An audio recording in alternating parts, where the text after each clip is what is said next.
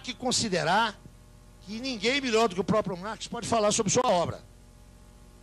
Acho que esse é um cuidado importante, sobretudo agora que nós, e eu acho que isso é um ponto extremamente positivo, nós, assistentes sociais, estamos criando uma tradição de pesquisa, uma tradição de debate. Então é preciso fazer isso bem, acho que estamos encaminhando bem isso, né? Tem função da nossa ausência de tradição. Hoje, a gente já tem, se não uma tradição, nós já temos acúmulos, e isso é maravilhoso, mas a gente tem que caminhar aí com muito cuidado. Primeira observação, então, é essa aqui, ó. Método de investigação distingue-se formalmente do método de exposição. E é bom a gente ter presente isso para as nossas dissertações, para as nossas teses e para os nossos artigos. Eu tenho um conflito eterno com os meus orientandos de dissertação e de tese. Depois que o cara faz lá a defesa do projeto, acerta a bibliografia, bom, a gente se encontra daqui a um mês e você me traz o primeiro capítulo. Aí aparece a moça e o rapaz lá com o primeiro capítulo, a gente lê, conversa, eu faço as minhas observações, vejamos se está conforme, tá? Agora você leva e vai cuidar do segundo capítulo. O cara faz isso no segundo, terceiro, chega no quarto. Quarto é o último. Aí a gente comenta, critica. Ele diz assim, então agora posso digitar? Não, agora você vai escrever sua tese. Mas como, professor? Agora você vai escrever sua tese. O que você me trouxe até agora foi o registro da sua investigação. Tá legal, só que isso aí você está me descrevendo o que você estudou. Agora você vai escrever. Bom, vocês imaginam que isso é um carnaval, né? Eu já vou dizendo isso sempre, porque se alguém for para o Rio de Janeiro fazer doutorado, não me escolhe para orientador, não. Porque essa coisa acontece sempre. Agora você vai escrever a sua tese. Por quê? Porque 90% daquilo que os nossos orientandos fazem, e é natural isso, é da forma isso aqui, ó. Agora, neguinho, que você já conhece, é que você vai começar a escrever. Eu diria que 90% das teses na área de ciências sociais, não é de serviço social não, hein? Na área das ciências sociais, essa coisa toda aí, essa ciência com a qual ou sem a qual tudo permanece absolutamente igual, é na verdade isso aqui, ó. É o registro, o relato do processo de conhecimento. Para Marx, esse daí é o momento indispensável e necessário da investigação, mas a apresentação é outra coisa. Por isso o trato dos manuscritos que não foram preparados para publicação tem que ser um trato muito cuidadoso. Segunda observação.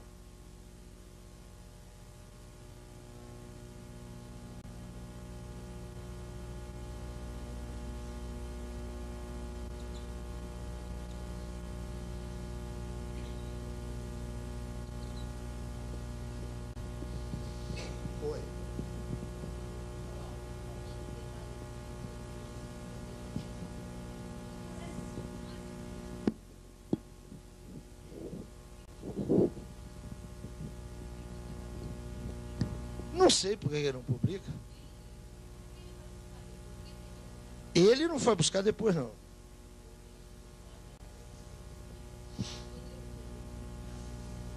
Pois é. Marx montou lá o Capital do jeito que a gente conhece. Ele tinha N textos, né, centrados naquilo que hoje é um elemento importante de discussão, trabalho produtivo, trabalho improdutivo, etc. Ele redige um texto que é o capítulo 6 e resolve não publicar. Deixou lá de lado. Nós não temos nenhuma explicação dele por que ele não publicou. Mas nós temos uma observação dele sobre o Capital 1. O Capital 1 é um todo artístico. Está ali na sua economia arquitetônica tal como devia estar. Esse texto, vocês sabem, é publicado no século XX, me parece um texto importante, um texto instigante, interpelativo, mas eu tenho muito cuidado de trabalhar com esse texto. Por quê? Porque se o cara tinha ele pronto e não publicou, ele teve lá as suas razões. Não. Então isso significa que é um texto que deve ser trabalhado, deve ser levado em conta, deve ser estudado. Agora, a gente sempre deve fazer a pergunta, por que o pai da ideia não botou ele lá? Eu estou convencido que eu sei por que ele não botou lá. Mas isso é uma hipótese. Porque ele não resolveu o problema do trabalho produtivo e trabalho improdutivo. Não adianta ficar essa polêmica. O Marx não resolveu isso. Ele localizou uma determinação central. Que determinação central é essa? Eu quero saber o que é trabalho produtivo para o capital. Trabalho produtivo para o capital, o que é? É aquele que é passível de fornecer mais-valia. Ponto. É isso que ele faz. Se você for rastrear o conjunto da obra de Marx, quando ele vai além dessa determinação, há inúmeras ambiguidades. Há inúmeras ambiguidades. Olha essa cara aí de vocês.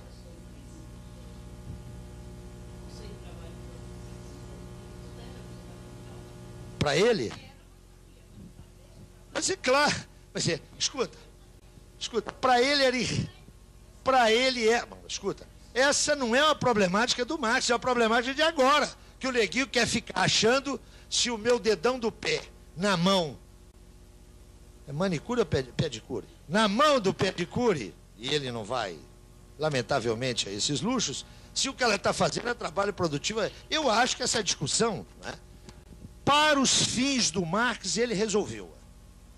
Agora, só um instante. Agora, quando ele foi além disso, ele deixou inúmeras. Escuta, não sou eu que estou falando isso, não, hein?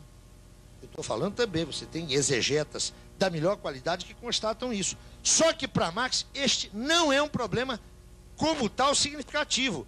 Para os fins da explicação que ele necessitava oferecer, mais do que suficiente. Agora, o que é intelectualidade? A intelectualidade existe para quê? Não é para a gente inventar pólvora. É isso. Deixa eu aproveitar para antecipar aqui. Acho que Ana, de uma maneira elíptica, pôs um problema que eu acho central. Isso que eu vou dizer aqui para vocês é um troço meio complicado de dizer. Mas nós estamos no plano acadêmico, né? No nível acadêmico, falando com profissionais, com gente titulada. E acho que isso não vale só para Marx, o que eu vou dizer aqui. Olha, eu queria falar um pouquinho. Vocês me dão 5 minutos para um delírio para voltar para cá? Meu velho professor, Florestan Fernandes, dizia que o grande problema que a ditadura trouxe para a universidade não foram as restrições demográficas, foi tudo isso, mas foi uma outra coisa. A ditadura estimulou, fomentou e, sobretudo, legitimou uma desqualificação do padrão acadêmico de trabalho.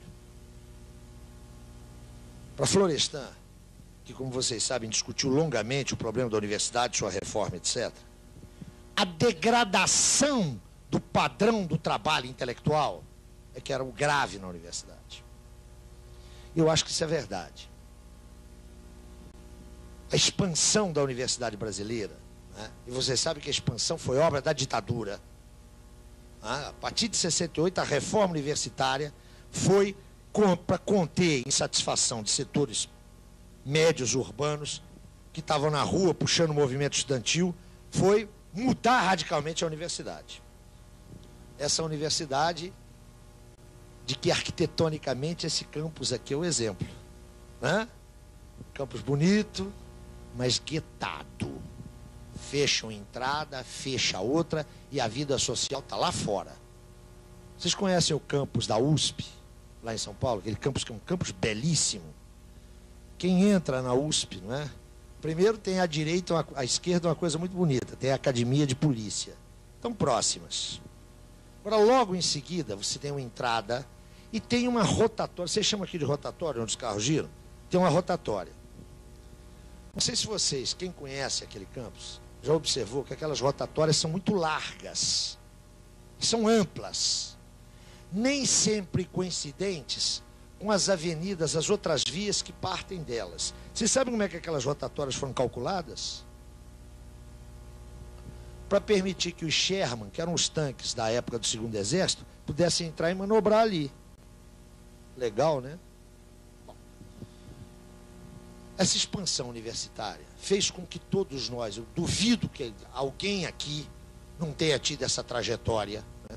Como é que a gente virou professor universitário? Como é que eu virei professor universitário?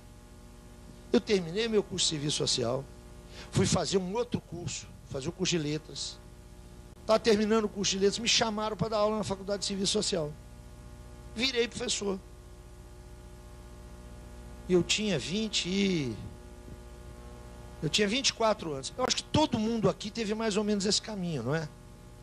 Ainda bem que outros tiveram caminhos diferentes. Me diga uma coisa, o que um cara de 24 anos sabe para ensinar? Um palmo na frente dos alunos, né? Estava 2 páginas na frente deles. É claro que uma universidade construída desse jeito não pode funcionar, né? Como é que você entra na universidade aqui no Brasil? Faz um concurso, tanto você pode fazer um concurso em Recife, quanto no Rio de Janeiro, quanto em qualquer sistema, qualquer unidade do sistema federal. Você entra lá, você faz no Acre, em Rio Branco, vai passar a vida lá. Você só consegue sair de lá se você tem a graça de se apaixonar por uma mulher que trabalha no Rio de Janeiro, né? E aí, onde está o cabeça do casal, o outro segue atrás. Tem a cabeça e o rabo, naturalmente, né? O que eu quero dizer com isso? É uma universidade que privilegia a inércia, né? A cada 2 anos tem aqueles estágios probatórios, que a gente sabe como é que aquilo é feito, né? Eu te julgo, tu me julgas, nós nos julgamos, ou seja, ninguém julga ninguém, ninguém avalia ninguém. Quero dizer para vocês que nesse troço aí da GED, você publicar um livro ou publicar um artigo é a mesmíssima coisa. Um negócio quantitativo, não é?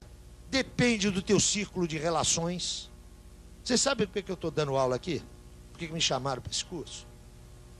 Eu queria acreditar que fosse pela minha competência. Talvez até seja, mas eu estou aqui porque eu sou amigo de 15 pessoas aqui do Recife, que tem o meu telefone. Ou não é assim? Escutem. Com 30 quilos, com mais de 30 quilos, ninguém pode ser ingênuo. Ah, a ingenuidade desaparece depois de 30 quilos. Quem pesa mais de 30 quilos não pode ser ingênuo. O que eu quero dizer com isso? Nós temos o fenômeno, eu quero ir para o capítulo 6º. Eu estou fazendo esse passeio para ir no capítulo 6º. E aproveitando a intervenção de Ana. Nós temos o absurdo do cara que defende uma dissertação. Aí não é tão absurdo, mas defende uma tese de doutorado em cima de uma ideia de um pensador. Escolheu uma categoria e aplicou. Qual que é o problema da discussão de Marx? O problema está aí, onde você meteu o dedão. Para que eu possa falar que não faço recurso ao capítulo 6º, eu tenho que conhecer o Capital inteiro. Mas está cheio de marxista. E isso, atenção, estou falando aqui porque o nosso curso é sobre Marx. Vale o mesmo para Weber. Vale o mesmo para Weber. É a degradação do padrão de trabalho intelectual na qual nós vivemos, onde um sujeito leu 3 capítulos de uma obra, se arroga o conhecimento e sai dando aula. O padre Antônio Vieira dizia que havia 3 espécies de desgraçados, no sentido daqueles que carecem da graça divina. Um dos desgraçados lá do sermão do padre Antônio Vieira, o que é? É aquele que não sabe e ensina. Mas é isso que acontece entre nós. Eu vou repetir, 3ª espécie de desgraçado. Um dos 3 tipos de desgraçado, carece da graça divina, é o que não sabe e ensina. É o que mais a gente vê. Então, por que essa discussão comparece? E no caso, nós estamos tratando de Marx, atenção, isso não se restringe a Marx. Porque esse é o objeto aqui agora. O fulano é marxista sem ter lido o Capital. Como é que é possível isso? E sem ter lido, quando se lê, Ana, se lê o Capital 1. O neguinho não fecha o circuito. Considera que o Capital 3, que é lá do processo de circulação, aquele é desimportante. Desimportante uma obra, é lá que a mais-valia se realiza. É lá. É na ponta que ela se realiza. Então, qual é a dificuldade? Que gera, eu não estou dizendo que essa polêmica é só pela falta de conhecimento, atenção. Mas, em geral, você faz recortes e absolutiza as limitações de um recorte. Isso tem a ver com o que eu vou dizer logo em seguida aqui. Como é que eu posso conhecer Marx? Se eu quiser ter um conhecimento seguro, eu tenho que ter uma leitura segura do Capital. Isso se põe no campo.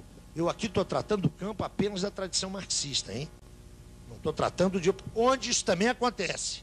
Está cheio de weberiano aí que nunca leu Weber. Então, é um equívoco imaginar que isso acontece só no campo do marxismo, não é verdade.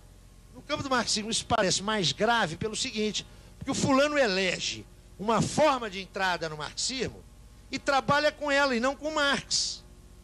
Althusser é um caso, o que tem de marxista althusseriano, que nunca leu Marx, mas trabalha com a interpretação althusseriana de Marx, é um desastre. Para não falar dos gramscianos, né? A maioria dos gramscianos que eu conheço é só gramsciano. Carlos Nelson, quanto a isso, tem uma posição que é perfeita e me parece irretocável. Carlos Nelson só entende Gramsci quem levar em conta que ele supõe a crítica da economia política. Gramsci trabalhou o tempo todo com esse troço muito nítido. E ele não pode ser responsabilizado por esse bando de gramsciano que acha que a política é uma esfera inteiramente autônoma de tudo, né? Debaixo da tal autonomia relativa, corta-se absolutamente o relativo. Um negócio complicado. Então, gramsciano que não está calçado em Marx. Althusseriano que não está calçado em Marx. Lukácsiano que não está calçado em Marx. É um desastre. É rigorosamente um desastre. Isso nos leva a tentar localizar num excerto o que está, não é diluído, mas o que está sob formas determinadas ao longo do texto. Eu acho que esse é que é o problema. Agora, isso põe em questão o que alguém pode me perguntar. Então eu tenho que ler o Capital inteiro antes de começar. Se eu sou marxista, atenção. Isso não vale para outros, para quem está em outros recortes. Eu tenho que ler o Capital inteiro antes de começar a dar aula? Meu filho, eu lamento. Tem. Para que você não repita os erros que a minha geração cometeu. Escuta, eu não estou tampando pedra nos outros, não. Eu estou vendo a nossa história. Você começa a ser professor de que maneira? Como é que a gente virou professor? Estamos aí, vocês devem estar aqui na escola do Recife, com certeza estão, implementando o novo currículo. O que ninguém se pergunta é como é que a gente dá aula. A gente é professor de como é que se dá uma aula? Sabe essas questões bem elementares? Se você acresce a elas o nosso desconhecimento maior, o resultado não pode ser grande coisa. O resultado se torna, você pega um capítulo e faz desse capítulo o fundamento de toda uma discussão. É literalmente um desastre. Agora, não nos penitenciemos sozinhos, não é? O que tem aí de weberiano que não leu Weber, o que tem aí, e é por isso que é bom ser pós-moderno. É claro, caramba, não tem compromisso nenhum com a tradição cultural. Já que o efêmero aí está, façamos um discurso que não tem compromisso senão com o contrapelo da história, não é isso? Vocês acham que 90% dos nossos pós-modernos tem algo além de uma tintura de alfabetização? Não, né? Não tem. Eu tomei o cuidado num artigo que eu publiquei num livro organizado pelo Sérgio Lessa, que foi mencionado aqui, livro aí que tem a correspondência do Carlos Lessa, do Leandro, sobretudo, com o Lucati. Eu fiz alguns recortes de passagens pós-modernas e procurei pós-modernos sérios. Os caras dizem absurdos tais, que qualquer criança de 7 anos morreria de rir. Isso faz sucesso entre os intelectuais. Como é que a gente explica isso?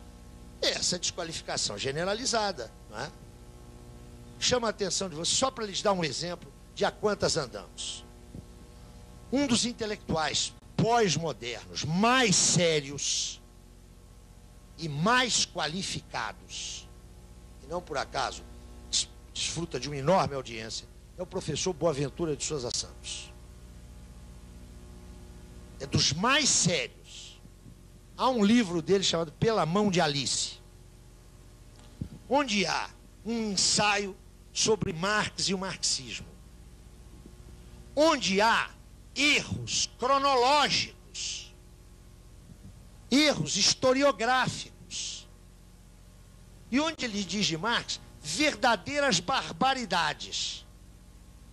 Estou cansado de encontrar marxista que encontra comigo e diz, ó, tem alguns problemas na obra do Boaventura, mas aquela interpretação dele de Marx é muito interessante, não é? Eu me senti na obrigação de escrever um texto, já saiu uns 4 ou 5 anos, com o seguinte título: O Marx de Souza Santos. Sabe? Os absurdos que o cara diz, mas o que é isso? É essa frouxidão, na medida que os tais marxistas não têm uma formação sólida, não só eles não enfrentam o debate político e teórico, como, sobretudo, se perdem em discussões que não são pertinentes. E esses processos de aprendizado da gente, além de serem contínuos, não é? Ou pelo menos deveriam ser contínuos, eles não podem estar desligados de uma relação com a realidade. Uma relação intensa com o real. Eu digo isso porque estou tentando sinalizar para vocês que o problema de Marx era o problema dos dias dele. Marx está querendo entender aquilo que está na frente dele.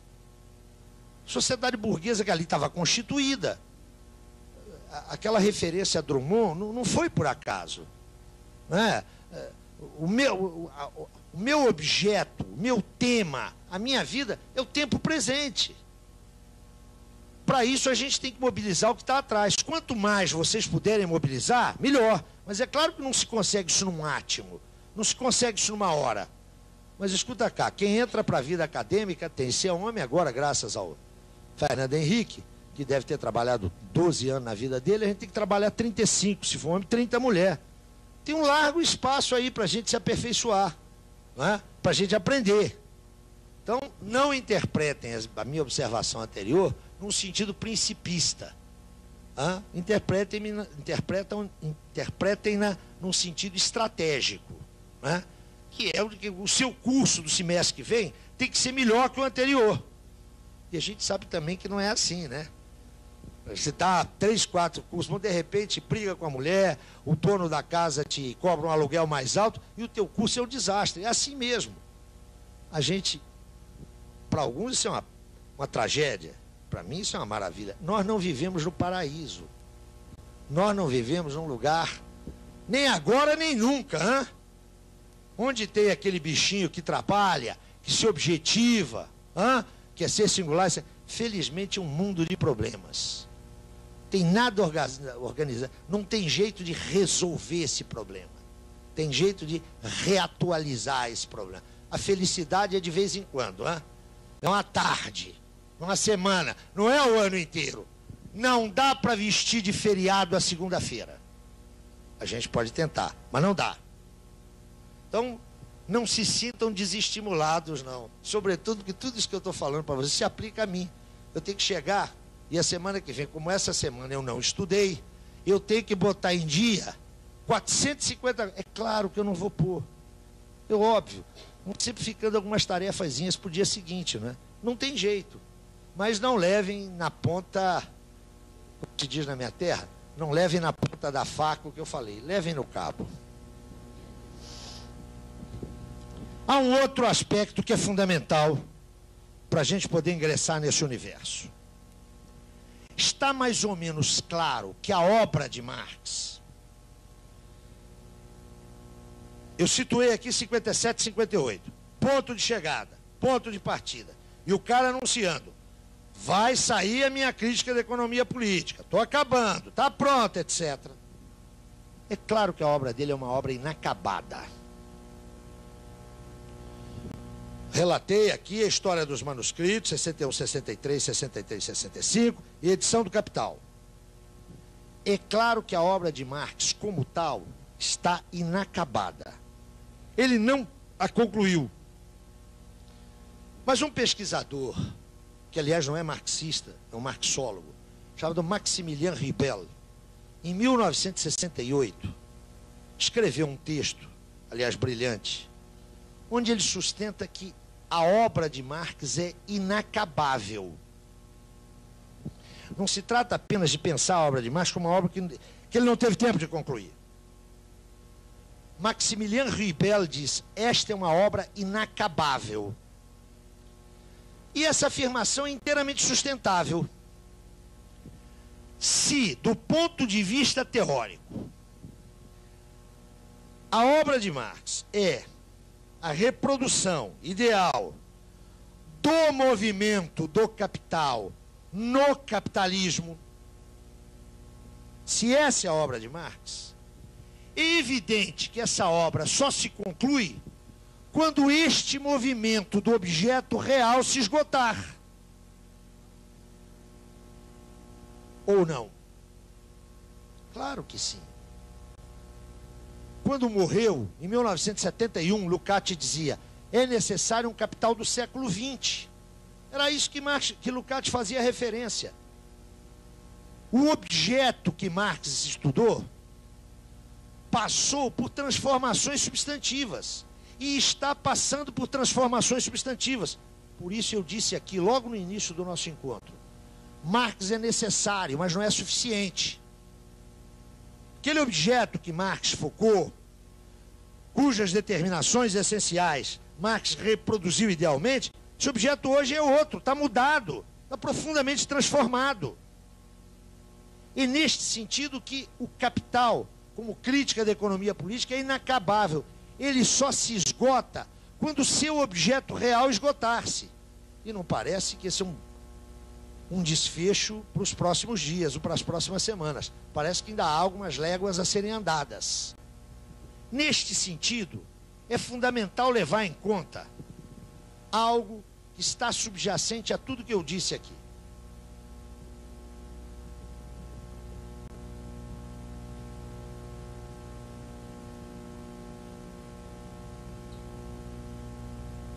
Notem,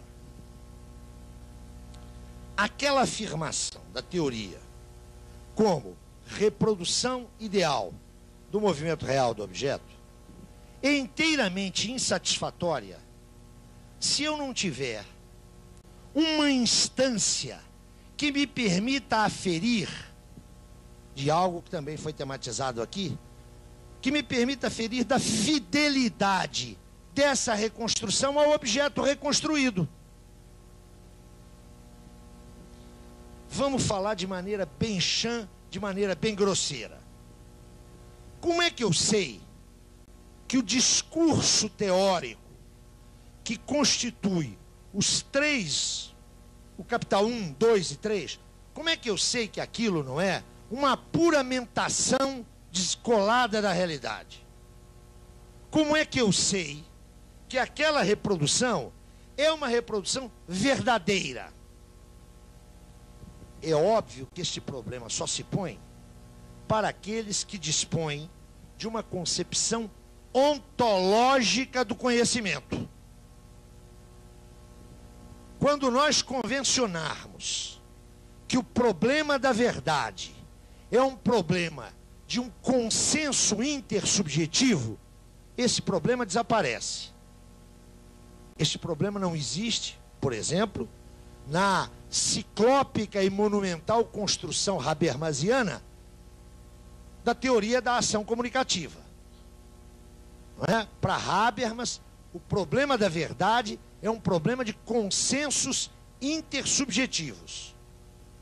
Marx, como pensador ontológico, considera que o problema da teoria é o problema da sua verdade prático-social, que independe de consensos quaisquer.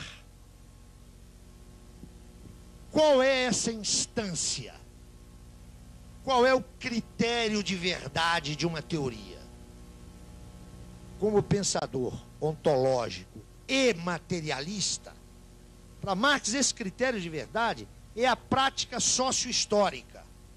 Pelo amor de Deus, não é a prática não, hein? É a prática sócio-histórica. Vamos lá ver se a gente se entende. Elemento constitutivo da teoria marxiana da ordem burguesa é que a dinâmica capitalista implica necessariamente a concentração dos capitais. Como é que eu vou saber se essa afirmação teórica é verdadeira ou não? Eu não posso tratar dela num plano lógico. Eu tenho que tratá-la num plano rigorosamente histórico. Como é que eu posso verificar a veracidade ou não dessa afirmação teórica? Eu tenho que trabalhar com os dados que a empiria me oferece. Eu tenho que trabalhar com a movimentação contemporânea do capital. Eu tenho indicadores minimamente confiáveis acerca de um processo de concentração ou de desconcentração de capital. É isso que vai me decidir da verdade teórica contida ou não nessas afirmações. Voltemos lá, por favor, ao texto de 1852. Voltemos ao 18 Brumário. A inferência teórica de Marx revela-se verdadeira pelo curso real dos acontecimentos. É lá em 1870 que vai ficar patenteada a veracidade da análise histórica de Marx, da análise teórica de Marx. Neste sentido, toda a elaboração teórica, na ótica marxiana, tem que estar confrontada com processos históricos sociais determinados, localizados. E como dizia Lukács, em face da realidade, não se pode afirmar pior para os fatos. Não se pode cancelar a realidade. Isso significa, e é preciso dizê-lo também com todas as letras, que um princípio teórico fundamental é o princípio do revisionismo. Uma concepção teórica que não esteja aberta a revisões, a sua autorrevisão, isso não é teoria, isso é doutrina, quase sempre de natureza teológica. Não tenhamos diante de Marx uma posição talmúdica, fundamentalista. E sabe quem o diz? São os próprios Marx e Engels. A primeira edição do Manifesto do Partido Comunista, que sai em fevereiro de 48, não tinha sequer o nome dos autores. Nós já tematizamos isso aqui. Era um documento político. Só a partir de 1850 é que comparecem o nome dos autores. Pois bem, em 1872, preste atenção nisso, por favor, que eu acho que isso é importantíssimo para a gente poder pensar o conjunto da obra de Marx. Em 1872, ou seja, 25 anos depois da redação do Manifesto, ou quase 25 anos depois, corrido um quarto de século, sai uma quinta edição do Manifesto, tomando-se por base as edições alemãs. Hein? Vocês sabem que o Manifesto sai numa edição em idioma alemão, embora impresso lá em Londres. Preparando o prefácio para esta quinta edição do Manifesto, Marx e Engels, em 1872, escrevem o seguinte: estamos dando ao público, pela quinta vez ao público alemão, o documento que redigimos em finais de 1847, princípios de 1848. Estamos apresentando tal como ele foi escrito. Não fizemos nenhuma modificação substantiva nesse texto. Por quê? Porque consideramos que as suas teses fundamentais continuam válidas. Entretanto, e esse é o ponto importante, se tivéssemos que desenvolver algumas considerações novas, teríamos que refazer grande parte desse documento, porque as mudanças ocorrentes neste quarto de século, notem, estão falando de 25 anos, um quarto de século, as mudanças ocorrentes nesse quarto de século foram extremamente importantes para mudar o nosso objeto de intervenção. Meu Deus do céu, se Marx e Engels, escrevendo 25 anos depois, insistem na necessidade de considerar toda uma série de fenômenos novos, qual não deve ser a nossa atitude 150 anos depois? Me parece paradigmática essa observação do manifesto. Dizem eles, os princípios gerais continuam válidos, mas haveria que fazer toda uma série de acertos de detalhe. A preocupação está aqui, ó, porque é preciso distinguir aqui dois elementos.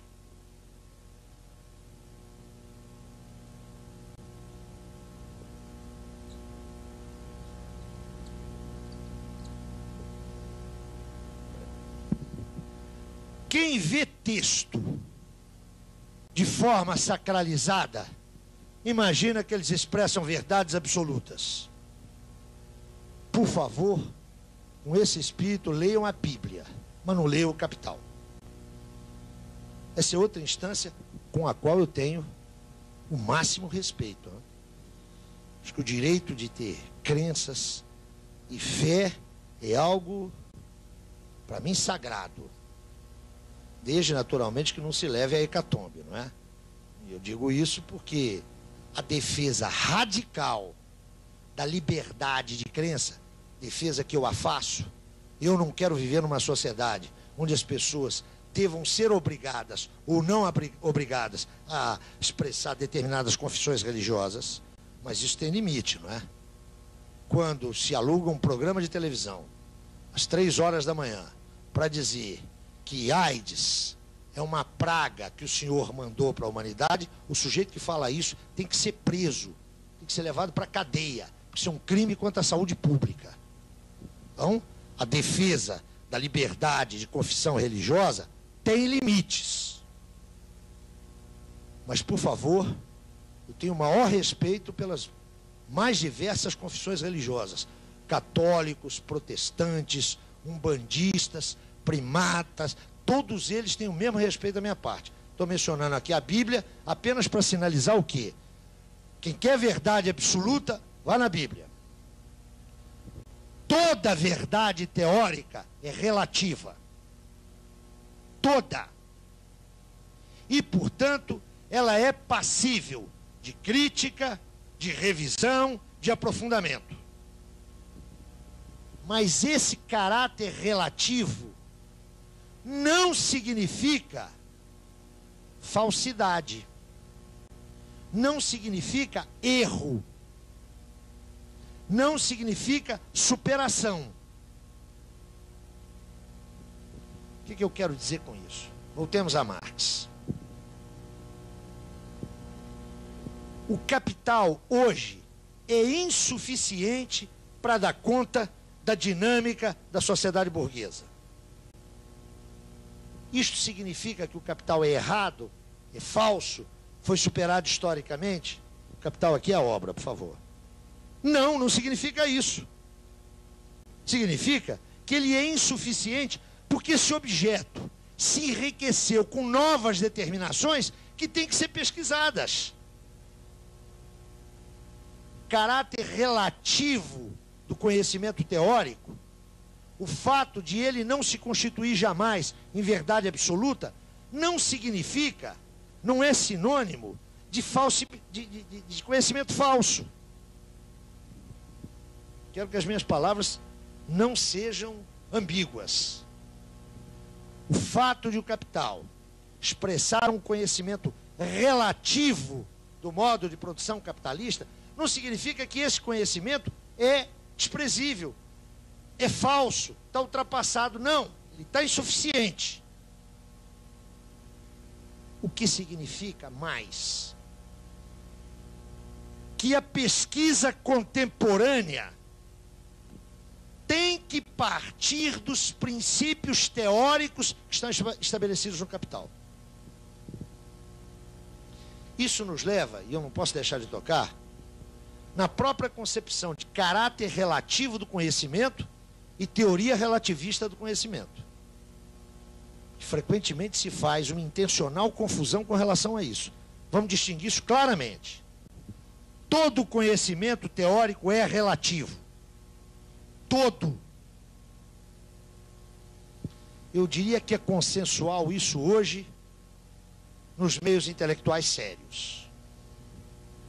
Outra coisa é derivar daí uma teoria relativista do conhecimento, segundo a qual nenhuma concepção teórica dá conta da realidade. E, portanto, todas as concepções teóricas têm os mesmos limites. A concepção relativista do conhecimento acaba por criar uma noite onde todos os gatos teóricos são pardos, iguaizinhos. Estou convencido que esse relativismo não nos ajuda a avançar no conhecimento da realidade. E a ele frequentemente se acopla um ilimitado ecletismo. Se todas as concepções teóricas têm limites e não dão conta da realidade, são ineptas para chegar ao nervo, ao cerne, à essência da realidade, então elas são intercambiáveis. Esta não é a posição de Marx. A posição de Marx é o reconhecimento claro do caráter relativo do conhecimento, mas, ao mesmo tempo, uma recusa contundente, uma recusa dura de qualquer teoria relativista do conhecimento. Para Marx, é possível conhecer a realidade social. E ainda que o nosso conhecimento jamais a esgote, ainda que o nosso conhecimento não nos dê conta de todas as suas dimensões, isso só é possível uma vez esgotado o movimento desse objeto. Mas ainda que ele não nos dê conta de todas as suas dimensões, ele nos permite conhecer a essência da realidade. Eu gostaria que isso ficasse bem claro, para que a gente não tenha aqui nenhuma dúvida. Nenhuma dúvida. Tá claro? Escuta, eu não quero que vocês aceitem isso não, tá? Cada cabeça, cada sentença. Eu quero só que fiquem claras estas posições. Marx não tinha a menor dúvida de que a teoria, por ele formulada, dava conta da essencialidade da dinâmica do capital na ordem burguesa. Não tinha dúvida nenhuma quanto a isso. Da mesma forma que não tinha dúvida nenhuma de que seria necessário sempre apurar, afinar, desenvolver essa concepção teórica. E mais, que certas determinações teóricas acabariam por se anacronizar, não porque elas fossem falsas, mas porque o seu objeto, no seu movimento, acabaria por despir-se delas.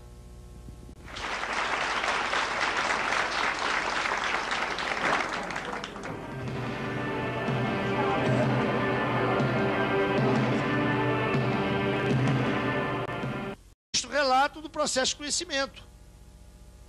Para Marx, esse daí é o momento indispensável e necessário da investigação, mas a apresentação é outra coisa. Por isso o trato dos manuscritos que não foram preparados para publicação tem que ser um trato muito cuidadoso. Segunda observação.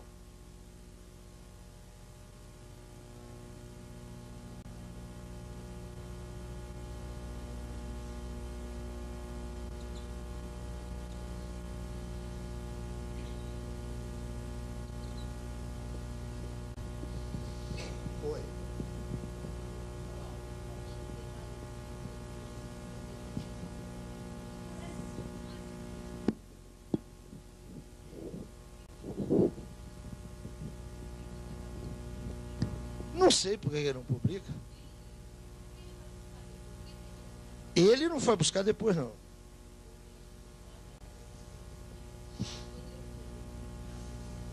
Pois é. Marx montou lá o Capital do jeito que a gente conhece. Ele tinha N textos, né, centrados naquilo que hoje é um elemento importante de discussão. Trabalho. Que determinação central é essa? Eu quero saber o que é trabalho produtivo para o capital. Trabalho produtivo para o capital, o que é? É aquele que é passível de fornecer mais-valia. Ponto. É isso que ele faz. Se você for rastrear o conjunto da obra de Marx, quando ele vai além dessa determinação, há inúmeras ambiguidades. Há inúmeras ambiguidades. Olha essa cara aí de vocês.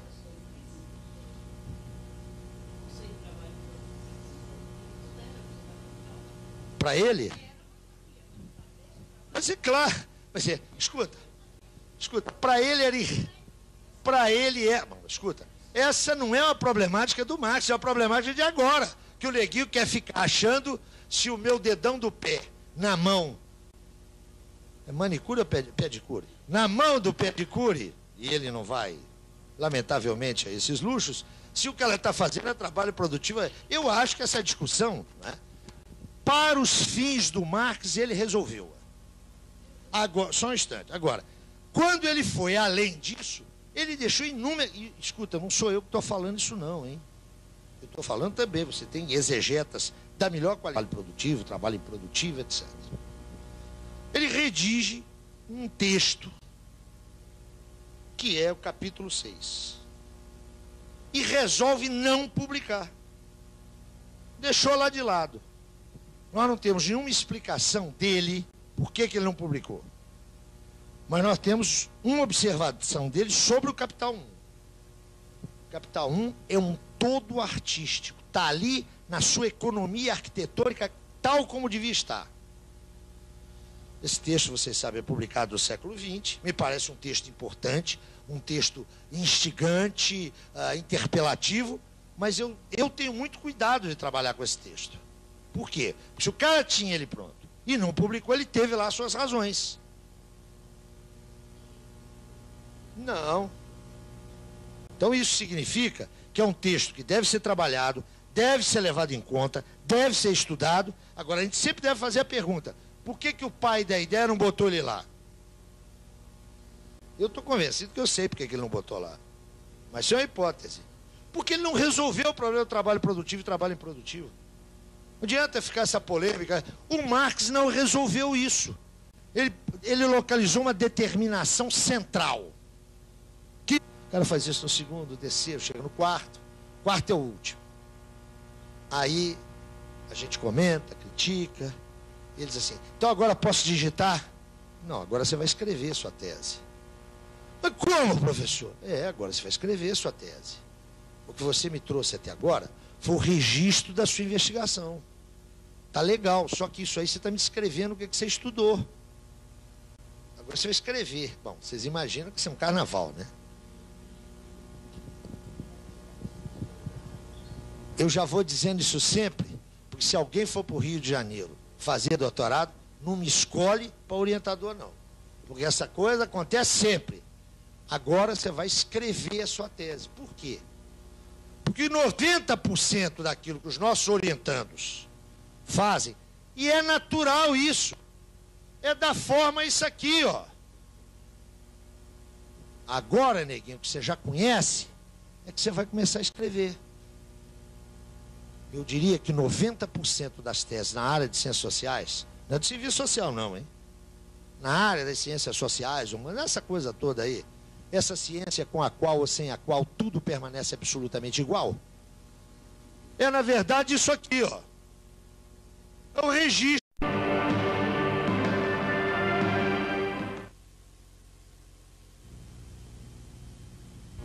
Há que considerar que ninguém melhor do que o próprio Marx pode falar sobre sua obra.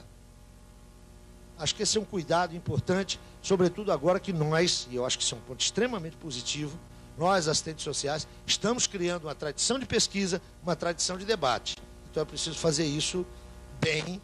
Acho que estamos encaminhando bem isso, né? Tem função da nossa ausência de tradição. Hoje, a gente já tem, se não uma tradição, nós já temos acúmulos, e isso é maravilhoso, mas a gente tem que caminhar aí com muito cuidado. Primeira observação, então, é essa aqui, ó. Método de investigação distingue-se formalmente do método de exposição. E é bom a gente ter presente isso para as nossas dissertações, para as nossas teses e para os nossos artigos. Eu tenho um conflito eterno com os meus orientandos de dissertação e de tese. Depois que o cara faz lá a defesa do projeto, acerta a bibliografia. Bom, a gente se encontra daqui a um mês e você me traz o primeiro capítulo. Aí aparece a moça e o rapaz lá com o primeiro capítulo, a gente lê, conversa, eu faço as minhas observações, vejamos se está conforme, tá? Agora você leva e vai cuidar do segundo capítulo.